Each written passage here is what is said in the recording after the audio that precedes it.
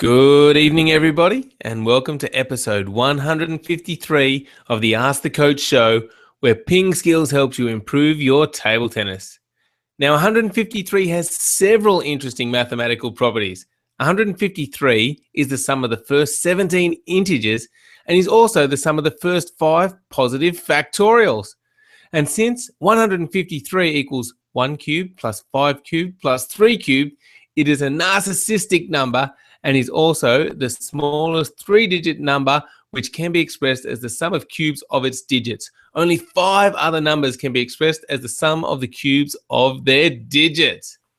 Now, we have a big show lined up for you today. And as it's Wednesday, we'll be presenting the drill of the week, which we call Switching Duel. In the questions, we discuss why attacking defenders use long pimples, the height to attack long pushes, the differences in rubber thickness, and whether it's legal to hide your bat during the service. I'm Jeff Plum, and as always, Super Coach Alois Rosario is here with me to answer your questions. Welcome, Alois. Thanks, Jeff. And Jeff, I think I might be getting a little bit sick because I almost found that interesting. Yeah, well, there was not just one interesting thing, several interesting things. What a great number, 153. Who would have ever thought, huh? 153. Interesting. And do you have anything interesting for us about this day in history? I do indeed. On this day in history, margarine was patented in Paris. Now, I want you to have a guess what year you think it might have been, Jeff. Margarine. Margarine, I don't think it's been around that long because butter, I'm going to go 1963. You're only about 100 years off. Oh! 1869. Only 100 years off. Gee, margarine's been around that long. That is interesting. It has. It surprised me too. Yeah, I don't know if this is true or not, but I heard that when margarine was first invented, it wasn't a yellow color like butter, and maybe it was like black or something, so people just didn't like it because of the color of it, so they had to put some coloring in to make it look like butter so people would use it. No idea if that's true or the person just made it up when they were talking to me. I have heard that as well, so maybe I was talking to the same person. But yeah, now, I mean, another interesting thing, margarine now has sort of gone out of favor, hasn't it? And people are talking about using butter again because margarine is chemicals, etc., etc. And, there was a stage where everyone just, let's be healthy, let's eat margarine. But now everyone's saying, no, don't eat margarine, eat butter. It's natural. There you go. I'm on the butter bandwagon because I like it anyway. It certainly tastes a lot better. It does. Oh, dear. Now, Alois, we've had these microphones here for a while, but we just realized that the Google Hangout wasn't actually using them. So we've hopefully sorted it out. If people notice any difference and think the sound is actually better in this episode, just let us know. We'd love to hear, because sometimes it's hard to tell differences, but we're hoping that these microphones will make us sound clearer and smarter as well, Alois. Oh, yes, indeed. Well, I'm sure we do sound a lot smarter now. Very good. All right, let's move on to yesterday's PingSkills question of the day, which was, how do you take in the Ask the Coach shows? The blog, YouTube, Facebook, or podcast? What did people say, Alois? Interesting. Like on the Facebook page, most people said the Facebook page, and on the blog, most people said the blog. So I don't know whether that actually tells us anything. That we did have one person say the podcast. So yeah, it's a real mixture of how people are taking in the Ask the Coach show. So yeah, if you've got any other comments, because it's interesting for us as to what we should try to promote a little bit more and where we should promote it. So yeah, if you do have your thoughts, if you could just let us know, and it's pretty simple. Just let us know. Do you watch it? Do you watch it or listen to it on Facebook, on the blog, or on a podcast? Would be interesting for us. Certainly is. And that moves us on to the PingSkills question of the day, which is, what is the best part of the pingskills.com website? So again, jump on a Facebook, let us know, or jump onto our website and let us know. We'd love to hear your opinions. All right, now it's Wednesday, Alois, which means it is drill of the week time. And today we're talking about one called switching dual. Do you want to tell us about this drill? Yes, switching dual, and we've got a little bit of a funny in there. You know, it's dual as in two, and it's dual as in, the duel with swords. Very funny, isn't it? So the switching dual drill, what you do is that you get your partner to play either 1 or 2 balls into your backhand side, and then 1 or 2 balls into your forehand side. So by doing that, the first ball you know where it's coming to. The second ball you're not sure. But if they have played 2 balls here, then you know the next one's onto your forehand. So it gives you a nice balance of random and also knowing where the next ball's coming to. So I really like that drill, and it's a really practical drill because it's a situation that happens a lot in a game, So you play a ball or 2, and then most of the time that next ball's coming to you, the other side, and you're switching. So get onto it. Switching dual. Yeah, love the name, Alice. Very clever. It does sound like it's really beneficial in a number of ways. Firstly, you got to concentrate because you need to know, if the ball's switching or not. It helps with your switching, transitioning between backhand and forehand, which is important. And it also, it's not just everywhere random, so you can get into a bit of a rhythm. So it sounds like a really good drill. Yeah, I like it. And as you say, yeah, it's a nice balance between the random and the static, knowing where the ball's coming. So, yeah, give it a try. And you'll find it in our training drills download, which is a free download that you can get off the website. So just by going right to the bottom of the web page, you'll see all the free downloads, or you'll see a free download link there. Just click on that. Go into it and you'll see all the free downloads that we've got, and that the training drills is a really useful one that all of you should download and just print it out for yourselves. Great idea. And I'll also put a link in the show notes to that training drills PDF. All right. Now, Brock is on the show again. Thanks, Brock. And he wants us to talk a little bit, Alois, about forehand and backhand chop against topspin. You want to just give it a little... Yeah. Yeah, two strokes. So if you're an attacking player, it's not a stroke that you would practice a lot, but it is a stroke that you can practice sometimes. So some basics with the chops, thinking about getting your bat starting up fairly high, around your ear level, and finishing down low, about your knee level. So just coming straight down that way with both the backhand and the forehand. So the starting position's key. Get that bat up nice and high, and finishing position down at your knee. All right. So if you do those two things, you'll start to get a fairly consistent stroke. The other thing is to make sure that you don't wave your bat around too much. Just come straight down like you're chopping on the ball. So yeah, give those two strokes a try. If you're a defender, they're crucial. If you're not a defender, they're fun to practice, and every now and then you might win a point or two by doing some chopping, so it can be useful as well. Now, these two shots, Alois, what sort of distance from the table should we be at before we think about playing this shot? Yeah, probably at least a metre away from the table, but then you can be a long way back. So depending on how fast the other person's playing the ball to start off with, if they're playing really fast, then you can give yourself more space. Go 2, 3, 4, 5 metres back away from the table. But if they're just playing a simple topspin, you can be quite close to the table. So dependent on your opponent's shot, but at least a metre away.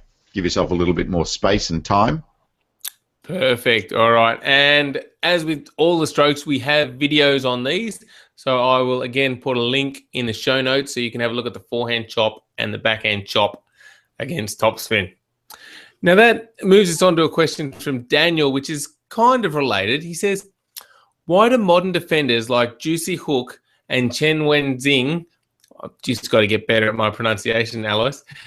Why do these Chen players Wei-jing. Sorry? Chen Wei-jing. Chen Wei-jing. Why do Juicy Hook and Chen Wei-jing use long pimples on the backhand? Are there advantages or disadvantages with using inverted pips rubbers as opposed to the long pips on the backhand for the modern defender style? Yeah, so one of the main advantages of the long pips is that it absorbs the speed. So, especially when you got Ma Long top spinning at you or looping at you, if you've got that long pimple, it just tends to absorb that speed a little bit. It also then reverses the spin. So the more spin that they're putting on the ball, the more backspin that you can generate.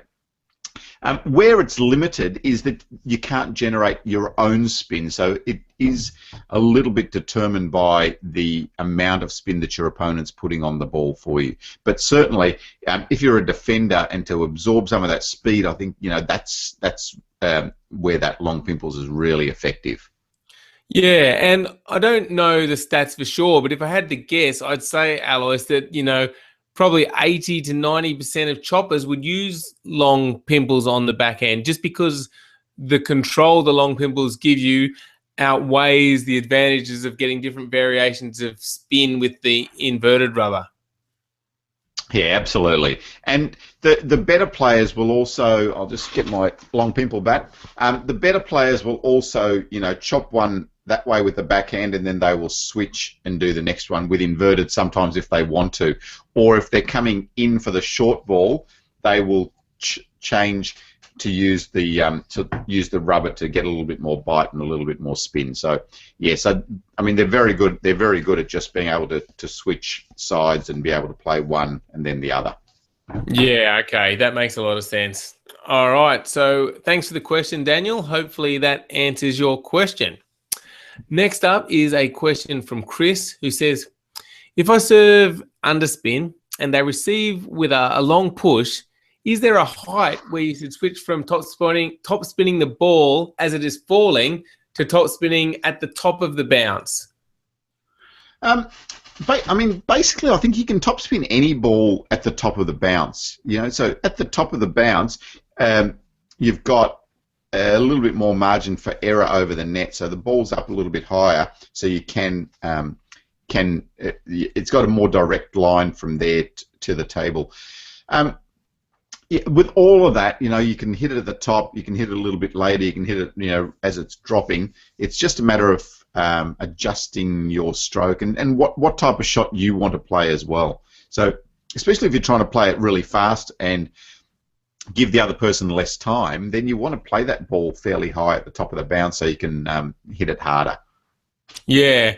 So if you were teaching someone, would you tell them mainly to focus at hitting it at the top of the bounce, or is it more later? What's the story there? I tend to focus more on getting them to focus on hitting it or where they're hitting it to in relation to their body. So you don't want them hitting it too far out in front or too far behind. You want to get them to just wait for the ball to come next to them and hit it there. So if they can move in closer and the top of the bounce is there to hit the ball there, or if the ball is lady, they can move backwards a little bit to hit the ball from there. So it's a little bit more in relation to their body as well as. Okay, that's interesting. Yeah. So rather than the height and worrying too much about the top of the bounce or later, focus more on in relation to your body. And what's a good rule of thumb about where to hit it in relation to your body? Yep. So if I threw the ball to you, where you would catch the ball is a good spot that you would hit the ball for your shots, but for all your basic shots. Okay, so we catch the ball with two hands. Got it. Excellent. 2 hands, yeah. Excellent advice. All right, thanks for the question, Chris, and some pretty solid advice there. So hopefully that helps you out. Try, focusing more on hitting it in relation to your body. And yes, you can hit it at different heights. No problems there. All right. Amber has asked a question about the thickness of rubber, Alois. Amber says, I wanted to know what are the differences in terms of spin, speed, and blocking for rubber with, say, 1.8, 1.9, and max, and which is recommended for the backhand, because Amber does not do a lot of backhand top spins. Yeah. So if you think about it, that the thicker the sponge, so the thicker the sponge underneath the rubber, that yellow part there, the thicker that is, the more speed and the more spin you're going to be able to get in general. So so if it's the same rubber, okay, so the same rubber and you get it in a thicker or a bigger thickness, then you will be able to generate more speed and spin. The thinner rubber, you'll be able to get more control. So if you're thinking about the backhand and more controlling and blocking, then I'd go for something, 1.5 to 1.8 thickness rubber. If you were doing a lot of top spin, then you could think about the 2 mil or the 2.2 millimeter rubber. So yeah, so just see what feels right for you. Equipment's such a difficult thing, isn't it, to get exactly right? But yeah, that's just a general guide for you, So if you're going to be looking for more control, get a thinner rubber. If you're looking for more speed and spin, get a thicker rubber or thicker sponge. Indeed. Yep. Makes a lot of sense. All right. Now, Bennett has a question. Bennett says, I know it's illegal to hide the ball during the service, but if I'm using two different rubbers, say, an inverted and an anti-spin, could I hide the bat behind my back right before the serve, and as the toss is coming down, I reveal my rubber, giving my opponent less time to read it? Yes, you can. So you definitely can now. So what Bennett's talking about is, if I'm serving, you have to be able to see the ball all the time, but I could tuck my bat behind my, just going to stand up here, so I could tuck my bat behind my back here, so I could sometimes then come and serve it with the black or the inverted, and then I could sometimes come and serve with the long pimple. So yes, you can hide that racket behind you, just the ball has to be visible at all times. Yeah. So it's interesting. How effective do you think that's going to be? Because as they have to see the ball, they're going to see the bat at the point of contact. They just haven't seen it right from the beginning, I guess, if it's hidden. So is it beneficial still to do that? At the higher level, no. So at the higher level, your opponents are going to be quick enough to make that adjustment. Maybe, as you're starting out, or at the lower level, if players haven't played against pimples much before, then giving them less time to see what you're hitting the ball with might be effective. But yeah, I would more concentrate on focusing on your serve and getting your serve better than those sort of things. Yeah, okay. Interesting. And yeah, good to see you thinking about these things, Bennett. It's always interesting to analyze the game and see where you can get some small advantages. So it's definitely legal. Give it a try against some of your opponents and see if you think it actually helps you out. But as Alois said, make sure you focus on improving your serve overall, because you're going to get big gains there. All right. Now, Alois, before we leave, Brock's just told us, he says, hey, my rival gets better every time I meet him. He said that him and his buddy did 15,000 counter hits in a row. He thinks he beat your record, Alois. Yes, he certainly did. Well done to rival. Jeff, you and I are going to have to get... That would take a long time, wouldn't it? It does take a very long... Yeah, it takes a very long time. So I reckon, when we do some drills and try to do some consistency things, I think if you do 100 balls in a minute, that's you're doing really well. So how many was that? 10,000, 15,000. That's how many minutes is that, Jeff? 150 times that. Yeah, isn't it? So 150 times 100 is a... So 150 minutes. That's a long time. Yeah, it certainly is for one rally. Woohoo! But yeah. Alois, consistency is important, and we do have a consistency chart which people can download again from the free download section. And our first 4 weeks of our 52-week training plan for premium members is all about consistency. And it's important to try and develop that just as a grounding for your game, isn't it? Yeah, consistency is so important. Like, can't stress it enough to start off with. I mean, when you see so many players when they're starting, just go out there and see how hard they can hit the ball, and let's do some top spins and see if we can curve the ball and all that sort of stuff. Yeah. I mean, if you can just get your practice focused a lot more on control, being able to hit that ball on the table a lot of times, you'll find that'll stand you in good stead later on with your game. Then you'll be able to build and really build upon that consistency to improve your skills. So yeah, consistency is crucial, and that's why we spend the first 4 weeks of the 52-week training plan, completely focused on the consistency. Certainly. All right. Well, that wraps up episode 153 of the Ask the Coach show. Please get involved by commenting. Let us know if the microphones are any clearer today. Let us know about Hello. Hello. Let us know about the PingSkills question of the day. What's the best thing about the PingSkills.com website? And anything else you like also, just leave a comment. We'd love to hear from you. Thanks, everybody, for watching, and thank you, Alois. Thanks, Jeff, and see all of you tomorrow night.